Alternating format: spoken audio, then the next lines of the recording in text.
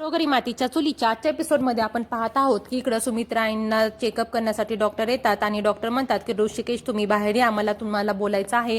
त्यानंतर सर्वजण बाहेर जातात. त्यावेळेस डॉक्टर सांगतात की आईंना आताच मायनर अटॅक येऊन गेलेला आहे आणि आता घाबरण्याचं कारण नाही, त्यांची तब्येत आता ठीक आहे. त्यानंतर इकडं ऋषिकेश म्हणतात की आम्ही सर्व टेस्ट करून घेऊ. त्यानंतर इकडं डॉक्टर सांगतात की आता तुम्हाला घरामध्ये शांत वातावरण ठेवायला हवं आणि त्यांना काही त्रास होईल अशा गोष्टी करू नका. त्यानंतर इकडं ऋषिकेश म्हणतात की आम्ही आता आईंची काळजी घेऊ.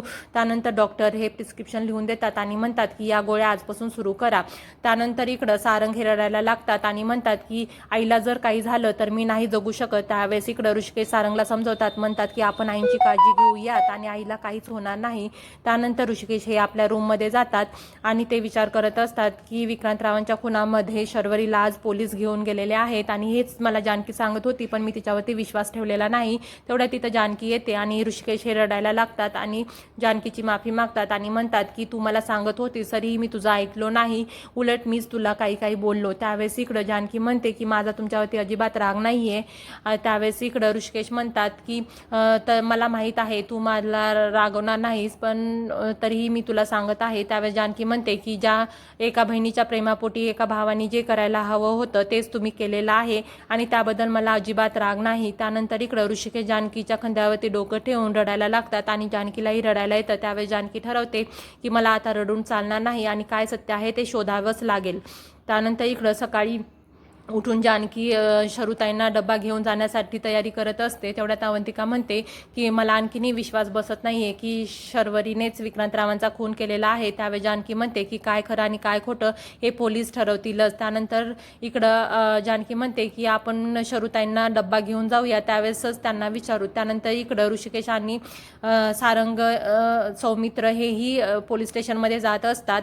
त्यावेळेस जानकी त्यांना थांबवते आणि म्हणते की आम्हीही येत आहोत. त्यावेळेस ऋषिकेश म्हणतात की घरी कोण आहे. त्यावेळेस घरी सारंग थांबलेले असतात आणि हे सगळेजण पोलीस स्टेशनमध्ये शर्वरीला भेटायला येतात. त्यावेळेस शर्वरी रडायला लागते आणि ऋषिकेशला म्हणते की मला यामधून लवकरात लवकर बाहेर काढा. त्यावेळेस इकडं जानकी म्हणते की तुम्हाला तर पेशंट ठेवावाच लागेल आणि आम्ही तुम्हाला इथून लवकर बाहेर काढू. त्यानंतर इकडं शर्वरी म्हणते की मला माहीत आहे की तुम्ही सगळेजण प्रयत्न करत आहात, पण तरीही मला इथून बाहेर काढा, कारण की मी इथं नाही राहू शकत आणि मला खूप त्रास होत आहे.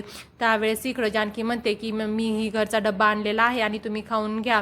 त्यावेळेस इकडं शर्वरी म्हणते की हो म्हणते. तेवढ्यामध्येच इकडं सौमित्र विचारतात की जे काही घडलं होतं ते खरं खरं काय आहे ते मला सांग, म्हणजे मला त्यानंतर पुढची सुनावणी करता येईल. त्यावेळेस इकडं शर्वरी म्हणते की मी तुम्हाला सुरुवातीपासूनच सगळं सांगते आणि ती सांगायला सुरुवात करते की तिची आणि राहुलची भेट ही एका ॲन्युअल फंक्शनमध्ये झालेली होते आणि त्यामध्ये ते दोघंही बोललेले असतात आणि त्यानंतर ते दोघं कॉफीसाठी बऱ्याच वेळेस बाहेरही भेटलेले असतात आणि ते दोघं एकमेकांच्या प्रेमात कधी पडले हे त्यांनाच माहिती नसतं आणि ते दोघांनीही विचार केलेला असतो की हे सगळं आपण विक्रांतरावांना सांगायचं आणि शरूने ठरवलेलं असतं की विक्रांतला डिवोर्सही द्यायचा आहे आणि पण त्याला सांगण्याच्या अगोदरच विक्रांतचा खून झाला असं शर्वरी सांगते.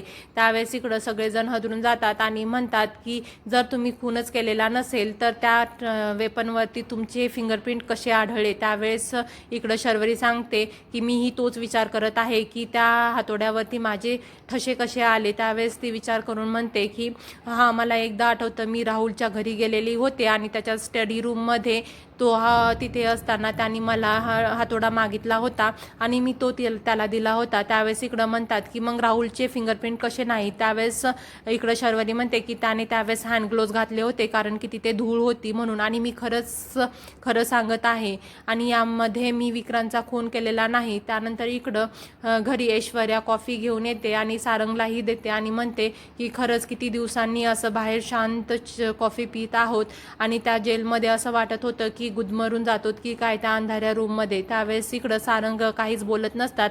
त्यावेळेस इकडं ऐश्वर्या एकटीच बोलत असते आणि म्हणते की तुम्ही का बोलत नाही. त्यावेळेस सारंग म्हणतात की तुला काय वाटत आहे का, शरुताई आता पोलीस स्टेशनमध्ये आहेत आणि जे आपण भोगलं तेच आता त्यांनाही भोगावं लागत आहे. त्यावेळेस इकडं ऐश्वर्या सारंगवरती ओरडते आणि म्हणते की मी तुम्हाला डे 1 पासून सांगत आलेली आहे की शरुताईच हे सगळं करत आहेत आणि जो जसा पेरतो तसा उगवतं आणि हे सगळं शरुताईंनीच केलं केलेला आहे आणि त्यांना ही त्या बदल्यामध्ये शिक्षाही होणारच आहे. त्यानंतर इकडं सारंग म्हणतात की तुम्ही काय बोलत आहात, तुम्हाला कळत आहे का. त्यानंतर तिथून ऐश्वर्या ही निघून जाते आणि इकडं पोलीस स्टेशनमध्ये जानकी विचार करत असते की हे सगळं जर शरुताईने केलेलं नसेल तर हे कोण केलं असेल. आणि इकडं ऋषिकेश हे शरुताईंना वचन देतात की जर विक्रांतरावांचा खून केला नसेल तर तुला यामधून आम्ही बाहेर काढू. त्यानंतर इकडं जानकी म्हणते की शरुताई तुम्ही फक्त संयम ठेवा आणि थोडा वेळ तर लागलेच, पण आम्ही तुम्हाला इथून बाहेर काढू. त्यावेळेस इकडं सौमित्र काहीच म्हणत नाही आणि इकडं ऋषिकेश म्हणतात की आपल्या घरामध्ये एक सोडून 2 लॉयर आहेत आणि ते तुला लवकरात लवकर बाहेर काढतील. त्यानंतर इकडं अवंतिकाही म्हणते की हो शर्वरी ताई, तुम्ही संयम ठेवा आणि आमच्यावरती विश्वास ठेवा, आम्ही तुम्हाला लवकरात लवकर या सगळ्यातून बाहेर